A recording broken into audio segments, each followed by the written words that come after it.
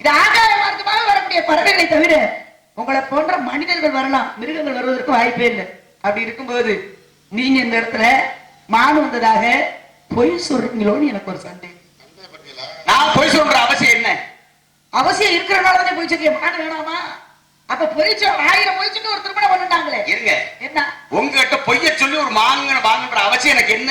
அப்ப பொய் சொல்ல வேண்டிய அவசியம் இல்லை, போயிட்டு வர வேண்டியது. மான அழகானமான கிடையாது, அற்புதமானமான கிடையாது, சிறப்பானமான அதுவும் கிடையாது. தன்னந்தனியா ஒத்தையில காட்டுக்குள்ள நிக்குது. மான பார்த்துன்னு ஐயோ பாவம். மான பார்த்து நீங்க ஓடி வந்தீங்களா? உங்களை பார்த்து மான் ஓடிச்சு. துரத்தை கிட்ட நெருங்கி ஓடிடுச்சு. ஓடி வந்த மான் உள்ள நுழைஞ்சிருச்சு.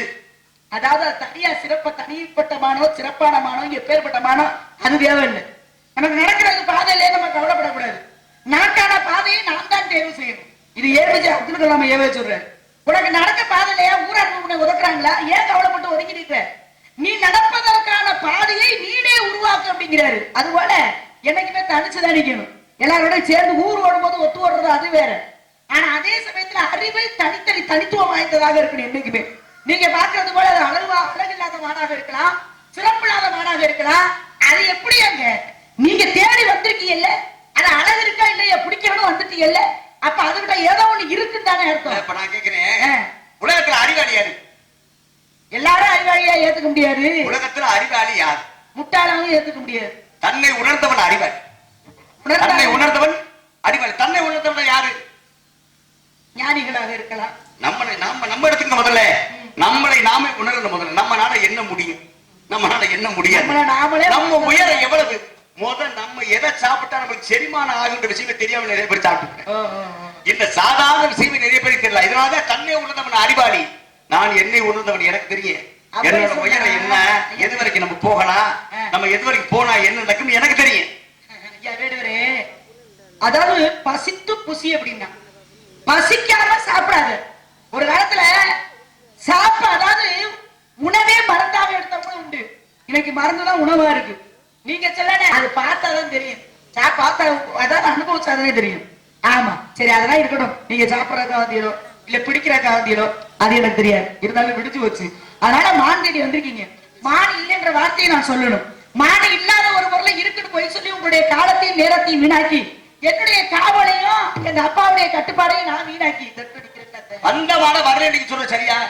உங்க மாட நீங்க பாத்துக்கலாம். இந்த இடத்துக்கு வரலன்றேன். வெளிப்பட்டு பிடிக்கலாம், செலவு வச்சு பிடிக்கலாம், அறுவடத்து பிடிக்கலாம், கைக்குடி காட்டி பிடிக்கலாம், கடையால அடித்து பிடிக்கிற சக்தி அங்க இருக்கு. பிடிக்க வேண்டியதானே புடி வெட்டி பிடிக்கலாம், சிலை வைத்து பிடிக்க வேண்டியது. சரம் மாலி கடை பகனி வண்டி கதிரம் கங்கபத்திரம் அத்திரம் கோள் சிலிமுகம் என்று சொல்ற சிறப்பான கைலை கையில் இருக்கு. ஏன் பிடிக்க வேண்டியதானே?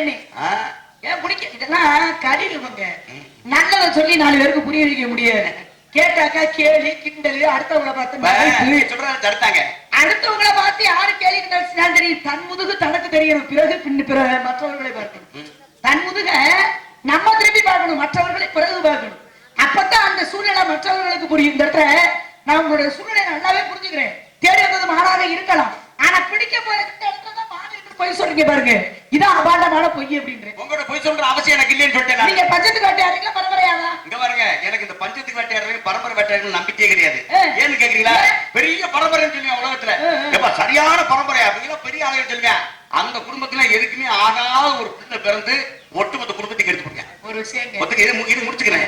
அதே மாதிரி பஞ்சத்துக்கு எதுக்குமே ஆகாத குடும்பம் பாவம் வறுமையிலே கஷ்டத்திலே வாழ்வாங்க. ஆனா அந்த குடும்பத்துல பாருங்க, ஒருத்தர் எவனாவது ஒருத்தர் பிறந்து உருப்படியா பறிச்சு நல்ல விஷயத்த நல்ல ஒரு வேலைக்கு போயிருவேன். அப்ப திறமையைத்தான் நான் எப்பயும் மதிப்பேன். எனக்கு இந்த பாரம்பரியம் திறமை பஞ்சம் இதை பத்தி நம்பிக்கை கிடையாது. ஒரு குடும்பம் கஷ்டப்பட்டு அந்த குடும்பம் கஷ்டப்படுற குடும்பம் தாய் தகப்பனால முன்னேற முடியல, பெற்ற பிள்ளைகளால முன்னேற குடும்பம். சரி, ஆனா அதே சமயத்துல நல்ல பணக்காரங்களா இருப்பாங்க. சொத்து பாத்தீங்கன்னா அப்படியே சேர்த்து அப்படி வச்சிருப்பாங்க. பெத்த பிள்ளைகளால சொத்து அழியும். அதனாலதான் ஒருவர் சொல்றாரு, சொத்து சேர்த்து வைத்து பிள்ளைகளை ஊனமாக்காது. ஊனமான பிள்ளை உன் குடும்பத்துல பிறந்துச்சா அதுக்காக சொத்து சேரு. சொத்து சேர்த்து வைத்து உன் பிள்ளையை அதாவது ஊனமாக்காதுன்ற ரெண்டரை என்ன வித்தியாசம் நினைக்கிறீங்க? சொத்து சேர்த்து வச்சுட்டோம், நம்ம அப்பையும் சம்பாரிச்சிருக்கோம், நமக்கு எதிரியா பணம் ஊழத்தை நம்ம குடிச்சு அழிக்கிறது அது ஒண்ணு. ஆனா அதே சமயத்துல ஊனமா பிறந்துருச்சுன்னா அது போய் எங்கேயும் சம்பாதிக்க முடியாது. நீ சொன்னவர் யார் தெரியுமா? படிக்காத மேதையின் பட்டத்தை வாங்கின யாரு? கல்வி அறிஞர் காமராஜர் தான். எல்லாத்துக்கும் கல்வியை கொடுத்தவர். சரி அதெல்லாம் இருக்கட்டும். அதனால நீங்க தேடி இருந்ததுமா இந்த இடத்துல இல்லைன்றே கேட்க மாட்டீங்க, இருக்குன்னு பிடிவாதத்துல நிக்கிறீங்க. வாதத்திற்கு மருந்து உண்டு, பிடிவாதத்திற்கு மருந்து இல்லைன்னு இருக்காங்க. இருந்தாலும் கூட என்னுடைய இனத்தவர், இனத்தை காக்கும் வேலி பயிரை காக்கும் இருக்காங்க. நீங்க என் இனத்தரா இருக்கிற காரணத்தினால மாநில இடத்துல இல்ல அப்படின்ற ஒரு விஷயத்தை நான் சொல்றேன். கேட்கவே மாட்டேன்றாரு. கேட்க மாட்டேன்.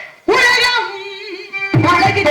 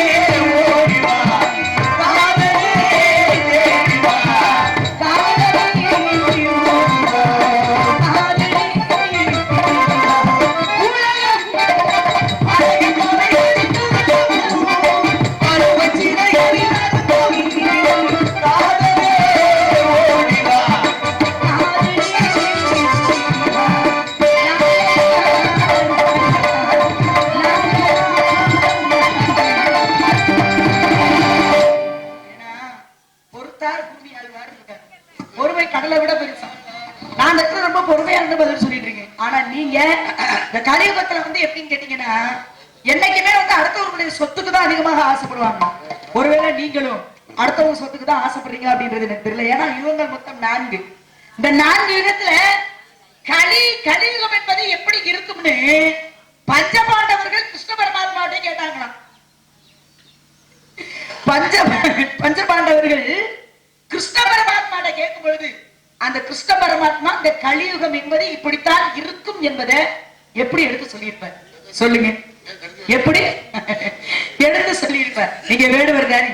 இந்த கலியுகத்துக்கு வந்துட்டோம்ல, நம்ம இந்த கலியுகம் இப்படிதான் இருக்குன்றத அழகான முறையில, அற்புதமான முறையில, அழக ரொம்ப மிகவும் மிகவும் தெளிவா கிருஷ்ண பரமாத்மா எடுத்து சொன்னாரு. அது எப்படின்றத நீங்க எனக்கு சொல்லணும். நீங்க சொல்லிட்டீங்க அப்படின்னா, ஒருவேளை நீங்க கேட்டது மானாக இருந்தா, சில வேடுவர்கள் வேட்டைக்கு போகும் பொழுது மானுடைய தோலுக்கோ கொம்புக்கோ தசைக்கோ ஆசைப்படுவது உண்டு. நீங்க எதுக்கு ஆசைப்பட்டு மான தேடி வந்தீங்க அப்படின்ற விவரம் எனக்கு தெரியல. ஏங்க பரம்பரையா வேட்டையாடணும் அப்படின்னு சில பேர் சொல்லுவாங்க. அந்த மாதிரி ஆட்களும் உண்டு இந்த உலகத்துல. இதெல்லாம் எங்க தாத்தா பாட்ட கூட்ட ஓட்டன் ஓட்டி அதாவது சொல்லுவாங்க இல்லையா, அந்த பரம்பரையில ஆடுறவங்க வேட்டை அதுக்கு சாட்சி இதெல்லாம் அப்படின்னு சொல்றவங்களும் உண்டு. பஞ்சத்துக்கு அன்னாட பசியை போக்குறவங்க, வேற வழி இல்ல, ஒரு மிருகத்தை வேட்டையாடி உணவு உண்ணணும், வயிறு பசி போக்குறவங்க வேட்டையாடுறதும் உண்டு. எல்லாமே வழக்கத்திலேயும் உண்டு. அதனால நீங்க பரம்பரையா வேட்டையாடுறீங்களோ, பஞ்சத்துக்கு வேட்டையாடுறீங்களோ, எந்த வேட்டையாக இருந்தாலும் சரி, அது நல்ல முறையில் ஆடணும். ஏன்னா வேட்டையினுடைய தன்மை இருக்கு, வேட்டையினுடைய தர்மங்கள் இருக்கு. தர்மத்தை மீறவும் கூடாது, தன்மையை மீறவும் கூடாது. அதனால நீங்க ஒருவேளை தேடி வந்தது மானாக இருந்தால், மானுக்கு ஏதேனும் அங்க அடையாளங்கள் இருந்தா நான் கேட்டதற்குண்டான பதிலை கூறிவிட்டு பிறகு அடையாளத்தை சொல்லுங்க. தொட்டமைக்கு ஒரு மலர்கேணி மாந்தருக்கு கற்றலுக்கு ஒரு அறிவு. நான் உங்களை வேற விதமா நீங்க நினைச்சதை காட்டில வேற விதமா அங்க சுத்தி கடைசியில எங்களுக்கே வைக்கிறீங்க. ஆமா, மானுங்களே இருக்கு இல்ல. அது போக காலம் கெட்டு போச்சு, காலம் கெட்டு போச்சு, காலம் கெட்டுச்சுன்னு உலகத்துல எல்லா பேரும் சொல்லிட்டு தான் இருக்கோம். காலம் கெட்டுருச்சு, காலம் கெட்டு போனாலும் மழை இல்லை. அதான் நான் ஏற்கனவே வந்து சொன்னேன் ஆரம்பத்துல. இதுல இன்னொரு விஷயம், நல்ல விஷயம் கேட்டிருக்கீங்க. பஞ்ச பாண்டவர்கள் கிருஷ்ணனோட சேர்ந்து கலியுகம் எப்படி இருக்கின்ற விஷயத்தை கேட்டாங்க. அதுக்கு அவர் பதில் சொல்லுவாங்க. அதுக்கான பதில நீங்க சொன்ன மான கொடுத்து பேச்சு வரக்கூடாது. நான் மான கொடுக்கிறேன்னு சொல்ல வரேன். அப்புறம் மானுக்கு ஏதாவது அடையாளம் சொல்லுங்க. கதையை கேட்டு நீங்க பாட்டுக்கு கையோட அடையாளம் கேட்டிருக்கீங்க. சொல்லிட்டு அடையாளம் சொல்லுங்கன்னு சொல்லிருக்கீங்க. இது நல்ல ஒரு விஷயம். ஆனா நீங்க பொறுமையா கேட்கணும், ஒரு 10 நிமிஷம் ஆகும். இத பொறுமையா கேட்டுட்டு வீட்டுல போய் அப்புறம் படத்தை யோசிங்க. அவங்க சொன்னாங்களே பேசினாங்களே வள்ளி அவங்க இந்த மாதிரி கலியுகத்தை பத்தி திடீர்னு கேட்டாங்க, அதுக்கு அவர் பங்கு சொன்னாரு. இது எந்த அளவுக்கு சாத்தியப்படுது இந்த உலகத்தில் சொல்லி வீட்டுல படத்தை யோசிங்க, அப்பதான் சரியா வரும். என்னங்க நல்லா செய்ய அந்த வேலையை உட்பட பாருங்க. இப்ப பஞ்ச பாண்டவர்கள் அஞ்ஞாத வாசமாக இருக்கின்ற பொழுது தர்மன், பீமன், அர்ஜுனன், நகுலன் 4 பேரு, கிருஷ்ணன் சேர்த்த 5 பேர் அப்படி காட்டுக்குள்ள நடந்து போயிட்டு இருக்காங்க.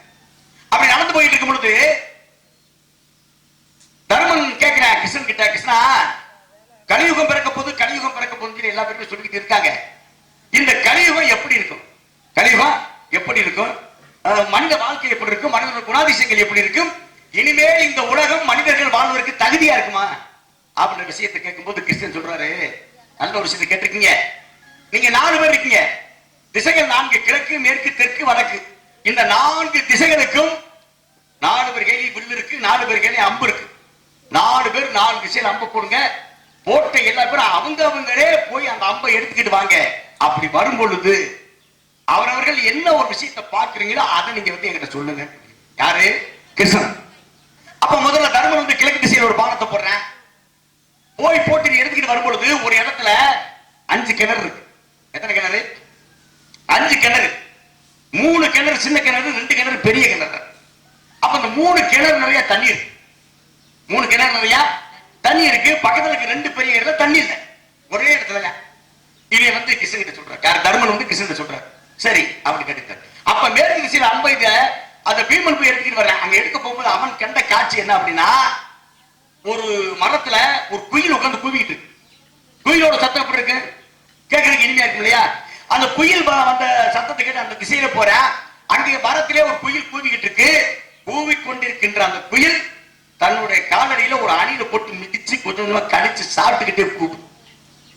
யாரு? பீமன் பார்த்த காட்சி. அதான் கிருஷ்ணன் சொல்றேன். அடுத்து அர்ஜுனன் போறேன். இப்ப நாங்க எல்லாம் கிராமத்துல இருக்காங்க, அவங்களுக்கு தெரியாத விஷயம் கிடையாது. ஒரு பசுமாடு தான் ஒரு கண்ணுக்குட்டியை ஈண்டுச்சுன்னா என்ன செய்யும் சொல்லுங்க? நீங்க யாராவது சொல்லுங்க, என்ன செய்யும்? அந்த அக்கியை பூரா சுத்தப்படுத்தி அந்த தாய் கொடுத்த அந்த புஸ்தகத்திலே பசு கண்ணுக்குட்டி இருந்துச்சு நின்று. ஆனால் இவன் பார்த்த காட்சி, ஒரு கண்ணுக்குட்டி அப்படி பசுமாடு அப்படி நக்கிட்டு இருக்கும் போதே கண்ணுக்குட்டியோட உடம்புல இருந்து ரத்தமா வடிய ஆரம்பிச்சாங்க. யார் பார்த்தது? அர்ஜுனன் பார்த்தது. அடுத்து அவன் நகுலன் சொல்ற, ஊசி முனை ஓட்டை, ஊசி முனை ஓட்டை எவ்வளவு இருக்கு? இந்த ஊசி முனை ஓட்டைக்குள்ள யானை தலை போயிருச்சு, வாடு மாட்டிக்கிச்சு. யானை தலை போயிருச்சு, யானை வாடு மாட்டிக்கிச்சு. எங்க யானை தலை போற அளவுக்கு ஓட்டை இருந்தா வாடு போயிடும்லங்க, எப்படி வாடு மாட்டிக்குது? இதத்தான் கிருஷ்ணன் சொல்றாங்க. 4 பேர் சொன்ன கிருஷ்ணன் சிரிக்கிறார். ஏன் கிருஷ்ணா சிரிக்கிற? என்ன காரணம்? வரப்போகின்ற கலியுகம் இப்படித்தான் இருக்கு. 4,32,000 வருடங்கள் கொண்ட இந்த கலியுகம் இப்ப ஆரம்பிக்கிறது.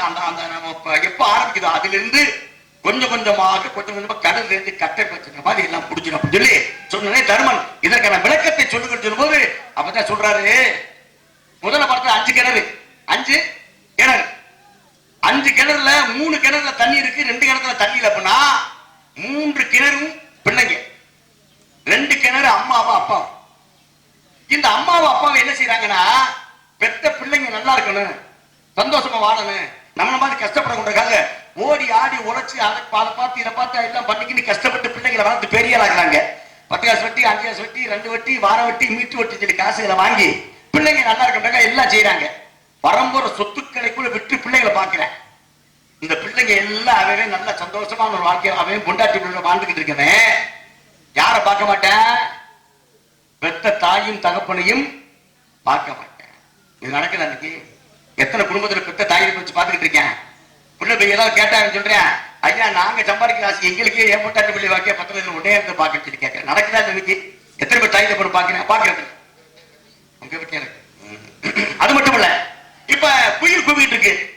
கூவிக்கொண்டிருக்கின்ற அந்த குயில் சத்தம் நல்லா இருக்கு, ஆனா செய்க சரியில்லையே.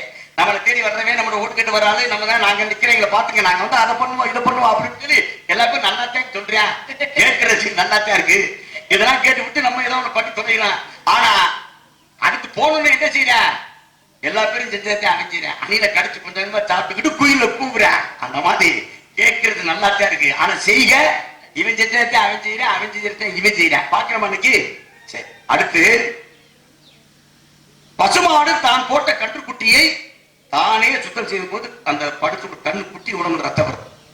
இதுதான் ரொம்ப ரொம்ப முக்கியம். குறிப்பா தாய்மார்கள், பெண்கள் நல்லா கவனிக்க. இப்ப உங்களுக்கு புரியுற மாதிரி சொல்லுமே, பெற்ற குழந்தைகள் கெட்டு போறது யாரு காரணம்? தாய் தகப்பன் தான் காரணம், வேற யாரும் காரணம். பெற்ற குழந்தை கெட்டு போறது யாரு காரணம்? தாய் தகப்பன். எப்படி அப்படின்னா, நம்ம வீட்டுல ஒரு 1.5 வயசுல ஒரு வயசுல பேரனோ பேத்தியோ மகனோ மகளோ இருக்கு. டச்சு செல்லுன்னு ஒண்ணு இருக்கு, தொட்டா போதும். அந்த செல்ல குழந்தை கையில வச்சிருக்கு. 1.5 வயசு குழந்தை. அந்த குழந்தை அப்படி தட்டி தட்டி பார்த்துக்கிட்டே இருக்கு. 1.5 வயது குழந்தைக்கு அந்த டச் செல்ல என்ன வருது தெரியுமா? அது ஒரு அர்த்தம் இருக்கா? புரியுமா? சொல்லுமா, நீ சொல்லுமா, புரியுமா? புரியாது. ஐயா புரியுதா? புரியுமா? புரியாது. அப்ப இந்த குழந்தை தட்டி தட்டி பார்த்தா ஏதோ ஆர்வம் வந்துட்டு இருக்கு, தொடர்ந்து அவ்வளவுதான். இப்படியே பார்த்துக்கிட்டு இருக்கு. அதுக்கு செல்ல கொடுத்துட்டு நம்ம சந்தோஷமா இருக்கலாம், நம்ம வேலையை நம்ம பார்க்கிறோம், அது நம்மள தொண்டவனக்கூட நம்ம செய்யறோம். ஆனா அது இப்படி தட்டி பார்த்துக்கிட்டே இருக்கு. அப்படி பார்த்துக்கிட்டு இருக்கும் போது அந்த குழந்தையின் கையில் செல்போனை புடுங்கணும்னு வச்சுக்க, நீங்க சொல்லுங்க என்ன செய்ய? கத்து அணுகு இறைச்சல் போட்டு உடைக்க நம்ம உடனே என்ன செய்வான்? அந்த பிள்ளை சமாதானப்படுத்த என்ன செய்வான்? செல்ல வாங்கிடுறான், அது கத்துது அழுகுது போட்டு உடைக்குது. நம்ம திருப்பி என்ன செய்வான்? அங்க வாங்க அத்தை விஷயத்து செல்ல கொடுக்குறான். செல்ல கொடுத்த உடனே அந்த குழந்தை 1.5 வயது குழந்தையின் மனநிலை என்ன தெரியுமா? நமக்கு ஒரு விஷயம் கிடைக்கணும்னா அழுது வீம்பு பண்ணி பிரச்சனை பண்ணா அது நம்மளுக்கு கிடைச்சு. இந்த மனநிலைக்கு 1.5 வயசு குழந்தை வந்து அப்படியே வளர்க்கிறான். நம்ம நினைக்கிறோம் நம்ம 3 வேளை சாப்பிடல, நம்ம நல்லா இல்ல, நம்ம சந்தோஷமா இல்ல, நம்ம ஆனமன் ட்ரெஸ் பண்ண சொல்லி நம்ம பிள்ளைகளை செல்ல கொடுத்தே வளர்த்து வளர்த்து கொண்டு வர்றான். 18 வயசு ஆனோடனே நான் அவனை காதலிக்கிறேன், கல்யாணம் பண்ணி வைக்க, இல்ல மருந்து குடிச்சு சாகுறேன். நடக்குதா? இல்ல ஊரை விட்டு ஓடி போயிடாங்க. காரணம் என்ன? நம்மளோட வளர்ப்பு அங்கதான் வளர்ப்பு வேலை காமிக்குது. பக்கத்து வீட்டுல அவங்க அப்பா பையனுக்கு 2 லட்சம் ரூபாய்க்கு பல்சர் வண்டி வாங்கி கொடுத்துருப்பாரு, அவர் வசதிக்கு வாங்கி கொடுப்பாரு. இனி அவங்க அப்பாட்ட கேட்கிறேன், ஏய் நம்ம வசதிக்கு வாங்க முடியாதான்னு சொல்றேன். வாங்கி கொடுக்கலாம் ஊருக்கு ஓடி போய் செத்து போன்றேன். ஐயோ பிள்ளை என்ன பண்ணிக்கிறான்னு சொல்லி ஒரு 50,000 வட்டிக்கு வாங்கி முன்படத்தை கட்டி வண்டி வாங்கி கொடுத்தா மூதையை ஓட்ட தெரியாம 3 புளியம்பரத்துல விட்டு இவனுக்கு கீழே வந்து வண்டியை உடஞ்சு டிவி கட்டி ஆஸ்பத்திரி செலவழிக்க வேண்டியது நடக்குதா? இன்னைக்கு நடப்பதானே? சரி. ஆக பெற்ற குழந்தைகள் கெட்டு போறதுக்கு முக்கியமான காரணம் தாயும் தகப்பனுமே. அதைத்தான் அவங்க சொன்னாங்க. அப்படி விஷயம் சொன்னாங்க, வண்டி ஒரு விஷயம் சொன்னாங்க. அந்த மாதிரி எவ்வளவு வசதி வாய்ப்பு இருந்தாலும் சரி, குடும்பத்துல குழந்தைகளுக்கு வறுமையை காட்டி வளர்க்கிறது. எந்த ஒரு விஷயம் வேணும்னாலும் நம்மகிட்ட பணம் இருந்தாலும் அதை அவனை 10 தடவை 10 நாள் கேட்க விட்டு அப்புறம் தான் வாங்கி கொடுக்கணும். வாங்கி கொடுக்கும் பொழுது இந்த பொருள் எப்படி வந்துச்சு, இதற்காக நான் எவ்வளவு கஷ்டப்பட்டேன்ற விஷயத்த குழந்தைக்கு உணர்த்த வேண்டும். இன்னைக்கு நம்ம செய்யறோமா?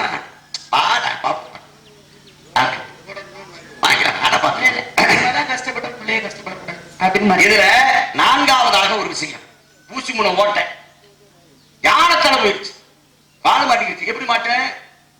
வேணா நம்ம ஊர் தான், நீங்க எல்லாம் பூரா வீடு வாசல் வச்சிருக்கீங்க, சொத்து சொல்ல இருக்கு, வயக்காட்டு இருக்கு, ஆதார் அட்டை இருக்கு, பான் கார்டு இருக்கு, ஐடி கட்டுவோம், ஆதார் ஓட்டு போட்டு கார்டு வச்சிருக்கான், ரேஷன் கார்டு வச்சிருக்கேன், எல்லாம் வச்சிருக்கான். ஐயா வீடு நம்ம வீட்டுல சொத்து பத்திரம் வச்சிருக்கான். இந்த பத்திரத்தை கொண்டு போய் வங்கியில கொடுத்து ஒரு 10 லட்சம் ரூபாய் கடை கொடு அப்படி கேட்டா கொடுத்துருவானா? கொடுப்பானா? கொடுக்க மாட்டேன். ஏன் கொடுக்க மாட்டேன்? நம்ம இந்தியாவில் குடியிருக்கோம், இந்தியாவில் குடியிருப்பதற்கான உரிமை வச்சிருக்கோம், ஓட்டு போடுறோம், வரி கட்டுறோம், இங்க சாப்பிடுறோம், உலகத்துக்கு இந்தியாவிலே வாழ்றோம். அப்புறம் கடந்த மாட்டேன் நம்பி 10 நாள் ஒரு நாள் 6 மாசம் அடைய விட்டு ஒரு 80,000 செலவெடுத்து விட்டுட்டு அப்புறம் சொல்லுவாங்க வங்கி விதிகளின் படி உங்களுக்கு கொடுக்க முடியாது. ஆக நம்மளுக்கு இப்படி சொல்லியிருக்கேன். மிக பெரிய பெரிய அரசியல்வாதி கோடிக்கணக்கில் ஊழல் பண்ணிட்டு லட்சக்கணக்கில் வச்சுக்கிட்டு நான் பாட்டுக்கு இருக்கேன். இதை எவனாவது கேட்க முடிச்சா? விம்பரா யானத்தலை விம்பரா இவனை எவனாவது கேட்க முடிச்சா? பெரிய பெரிய அரசியல்வாதி பூரா பெரிய பெரிய தொழிலதிபர்கள் 30,000 கோடி 40,000 கோடி சொல்லி வாங்கி வச்சுட்டு வெளிநாட்டுல உட்காந்துக்கிறேன், வர முடியாது விசாரணைக்கின்றேன். அவனை கேட்க முடியல. யானத்தலை அவனை யாராவது கேட்கிறானா? அவன் தம்பிச்சு உட்கார்ந்துருக்கான். சினிமா நடிகர்கள் கோடிக்கணக்கில் வரிக்கட்டாம போட்டு வச்சிருக்கான். அவனை என்ன கேட்கிறானா? அவனை கேட்க முடியாது. யானத்தலை வாழ யாரு தெரியுமா? நீங்க நானுந்தேன். வாழ யாரு? நீங்க நானுந்தேன். நம்ம அவசர தலைக்கு குழந்தைக்கு முடியல, பொண்டாக்க முடியல சொல்லி டூவீலர் எடுத்துக்கிட்டு அவசரமா ஹெல்மெட் போடாம போயிட்டோம்னு வச்சுக்கே, அக்னி 1000 பயணம் எனக்கெல்லாம் 7,000 போட்டு போட்டு எதுக்காக சொல்றேன்னா, காலம் மாறிவிட்டது. எல்லாமே மாறி போச்சு. அது மட்டும் இல்ல, கல்வி ஒருத்தர் முடிவை சொல்றாரு கிருஷ்ணன். 10 வயசுல பொம்பளை பிள்ளை பெரிய பிள்ளையாயிரும். நல்லா கவனிங்க, 10 வயசுல பொம்பளை பிள்ளை பெரிய பிள்ளையாயிரும். கிராமங்கள், அதாவது நகரத்துக்குள்ளதான் ராத்திரில சமைக்கிறது வீட்டுல. இப்ப கிராமத்துல யாரும் சமைக்கிறது இல்லை. புருஷன் வேலைக்கு போயிருக்கா 4 மணி 5 மணிக்கு பொண்டாட்டி போன் பண்றா, வரும்போது ஒரு சிக்கன் ரைஸ் வாங்கிட்டு வந்திருக்கேன், ஒரு எக் ரைஸ் வாங்கிட்டு வந்திருக்கேன், ஒரு சொல்ல ஆரம்பிச்சிட்டாங்க. அவன் பாப்பா ஒரு 800 ரூபாய்க்கு எவ்வளவு வந்துட்டு 500 ரூபாய்க்கு அவனுக்கு ஒரு கோட்டை வாங்கிட்டு 300 ரூபாய்க்கு சாமான வாங்கிட்டு வந்திருக்கேன். இந்த சாப்பாட்டு முறையே இன்னைக்கு குழந்தைகளுக்கு எடுத்து 10 வயசுல பொம்பளை பிள்ளை பெரிய பிள்ளையாரும், 15 வயசுல ஒரு ஆண் மகன் ஒரு குழந்தையை உருவாக்கிய வீரியம் உடம்புல. நீதி, நேர்மை, ஒழுக்கம், நியாயம், தர்மம் இனிமேல் இருக்காது. சூது, வஞ்சகம், பொறாம, போட்டி, கொலை, களவு, இதுதான் எங்க பார்த்தாலும் நடக்கும். எவங்கிட்ட காசு இருக்கோ, எவங்கிட்ட காசு இருக்கோ அவங்க தெரியாது. அவன் சர்வ அயோக்கிய நடந்தான், அவன் தான் தெரியாது. கடைசியா கழிவு எப்படி முடிய போன்னு சொல்றேன். இனிமேல் இந்த உலகத்தில் பிறக்கின்ற குழந்தைகள் என்னை மாதிரி ஒரு 5 6 அடிக்கலாம் வளராது. உயரம் குறைவாக கொஞ்சம் கொஞ்சமாக குறைந்து செடிக்கு கீழே போய் உயரம், அதாவது அந்த மஞ்சளை பூ என்ன செடி, ஆவாரம் செடியின் கீழ் மனிதன் நிழலுக்கு நிற்பான். செடிக்கு கீழ் நிற்பான் அப்படின்னு. அது மட்டும் இல்ல, பெற்ற தாயை பார்த்து மகன் காமப்படுகின்ற காலம் வரும். அன்று இந்த உலகம் அழிந்துவிடும். இதுதான் சின்ன விஷயம். என்னன்னு கேட்டீங்கன்னா, 4 யுகத்துல முதல் யுகத்துல 9 அடி இருக்காங்க மனுஷன், அடுத்து 2வது யுகத்துல 8 அடி, 3வது யுகத்துல 7 அடி, இந்த கலியுகத்துல 6 அடி. அண்ணன் சொல்றது போல இருக்க இருக்க மனிதர்களுடைய அந்த உயரம் குறைந்து குறைந்து குறைந்து குறைந்து அவங்க சொல்லணும். அந்த தும்பை செடி, ஆவாரம்பூ செடிக்கு கீழே தான் பஞ்சாயத்தே நடக்கும். ஒரு கடைசியா ஒரே சின்ன விஷயம். அன்னைக்கு ஒரு குடும்பத்துல அண்ணன், தம்பி, குழந்தை, கூட்டாளி, அக்கா, தங்கச்சி எல்லாருமே கூட்டு குடும்பமா இருந்தாங்க. வீட்டுக்கு 2 பெரியவங்க இருந்தாங்க. குழந்தைகளை கூப்பிட்டு அன்னைக்கு தொலைக்காட்சி பெட்டிலாம் எதுவுமே கிடையாது, கைபேசி எதுவுமே கிடையாது. பிள்ளைகளுக்கு பொழுதுபோக்கு தாத்தா காட்டினேன். பிள்ளைகளை பக்கத்துல படுக்க வச்சு நல்ல நல்ல அறிவுபூர்வமான கதைகளை சொல்லி வளர்த்த காலம் எங்களோட முடிஞ்சு போச்சு. இன்னைக்கு அந்த பாட்டியோ தாத்தாவோ இங்க வாப்பா உனக்கு ஒரு விஷயம் சொல்றேன்னு கூப்பிட்டா ஊருக்கே சாவு வருது உனக்கு கொள்ளையான்னு கேக்குது இன்றைய கால பிள்ளை. ஆமா, ஊருக்கே சாவு வருது உனக்கு கொள்ளையான்னு கேக்குது. காரணம் கேட்டீங்கன்னா எல்லாமே கைபேசி. எப்படி அன்பு இருக்கும் அன்னைக்கு? இது தாத்தா, இது அம்மா, இது அப்பா, இது அண்ணன், இது தம்பி, இது அக்கா, தங்கச்சி, மாமா, மச்சான்னு பாசத்தோடு வளர்ந்தாங்க. இன்னைக்கு பாசமே இல்லாம போச்சு, மற்றொன்று போச்சு எல்லா பிள்ளைகளுமே. அதுக்கு காரணம் கல்வாசி, கைபேசி அப்படின்றோம். அதுல நல்லதும் இருக்கு, கெட்டதுமே இருக்கு. வீட்டுல குழந்தைகளை கூப்பிட்டு, எப்பா இந்த அளவுக்கு நம்ம வாழ்றோம்னா, நான் 10 வயசுல இவ்வளவு கஷ்டப்பட்டேன் ஆரம்பிச்சு அவன் கேட்கிறேன், ஆரம்பிச்சுட்டா உன் தலையெடுத்து நீ கஷ்டப்பட்ட, என் தலையெடுத்து நல்லா இருக்கு, திருப்பி சொல்றேன் பதில். அப்படி ஆகி போச்சு. யாரு வச்சு யாரு கேட்க சூழ்நிலை. அதாவது காலம் மாறல, மனிதன் தான் மாறிட்டாங்க எல்லா விதத்திலயுமே. மனிதனால் மாற்றப்பட்டதான் காலம், அது அப்படியேதான் இருக்கு. சரி இருக்கட்டும். அதனால இன்னொரு நாளைக்கு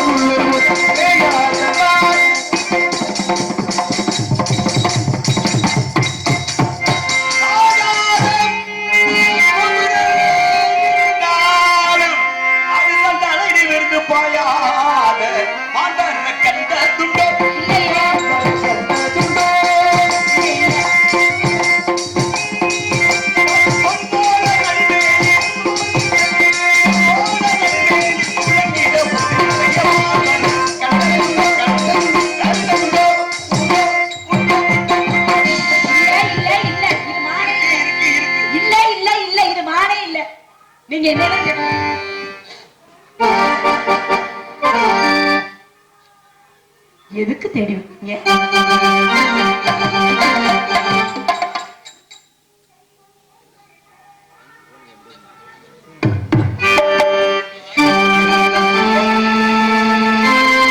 என்ன சுகம்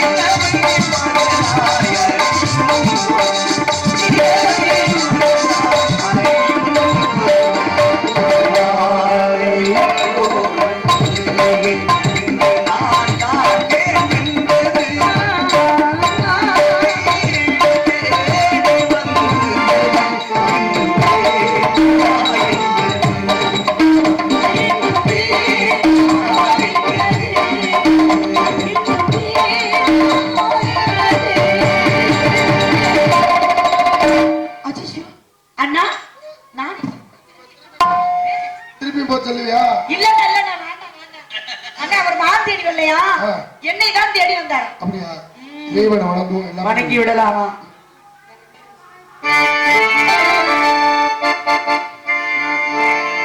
மனப்படை தேனுமை நினைப்பதற்கே வடிவெடு தேனுமை மணப்பதற்கு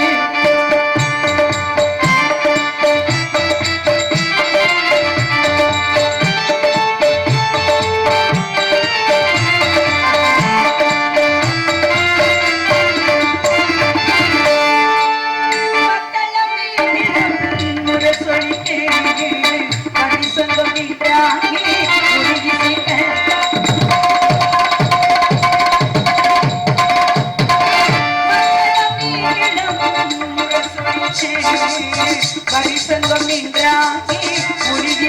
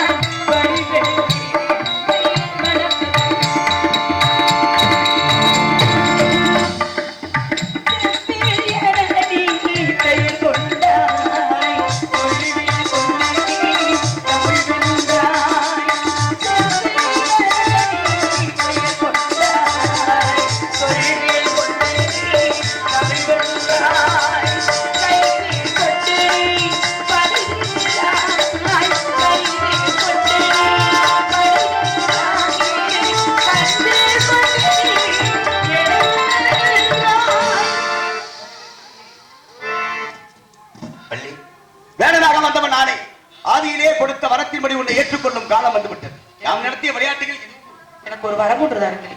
என்ன வர வேண்டும்? இந்த ஊர் மக்கள் உலக மக்கள் யாவரும் 16 செல்வங்களை பெற்று பெருவாழ்வு வாழ்ந்து தெய்வானை வழி என்று அழைக்காமல் வள்ளி தெய்வயானை சமீத சுப்பிரமணியன் என்று எனக்கு முதலிடம் வேண்டும். அதுவே என்னுடைய வரம். காதல் திருமணத்திற்கு ஆதரவு தரும் வகையில் உலகத்தில் ஜாதி மதம் மொழி இனபேதம் இல்லாமல் மக்கள் அனைவரும் சமமாக வாழ வேண்டும் என்ற காரணத்தாலே கந்தனின் வாழ்க்கையிலும் காதல் மனத்திற்கு இடமுண்டு என்பதை உலகம் ஏற்றுக்கொள்ள என்று முதல் உலகத்தோர் அனைவரும் வள்ளி தெய்வயானை என்று அழைக்கட்டும். வாழ்க வளமுடன்.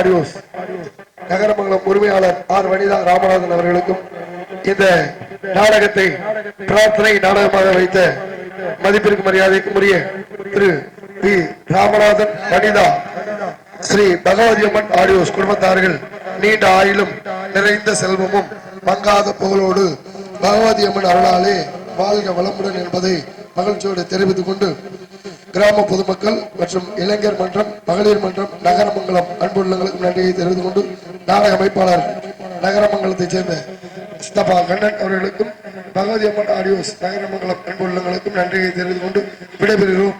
நன்றி கிடந்த வணக்கம்.